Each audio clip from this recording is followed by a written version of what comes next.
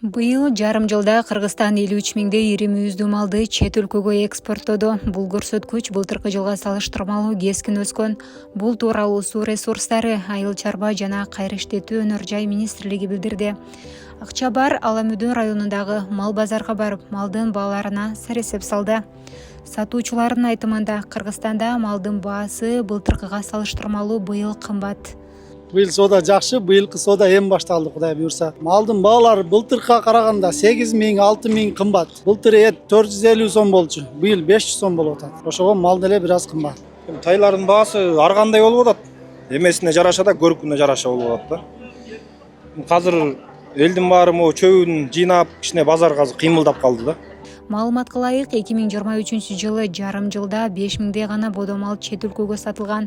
Мунун себеби былтыр министрлик ири мүйүздүү малды сыртка алып чыгууга 6 айлык тыюу салган. Мисалы аймактардан же Казакстандан алып келгенде, мисалы баалар кандай болуп калат? Жолго кеткенде кошосуздар да?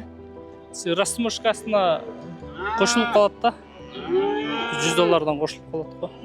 Министрликтин азык-түлүк коопсуздугу бөлүмүнүн кызматкери Жайдар Туратов Кыргызстанда быйыл жамгыр көп жаагандыктан тоют тартыштыгы жок экенин белгиледи. Анын айтымында эттердин баасында чоң өзгөрүү жок.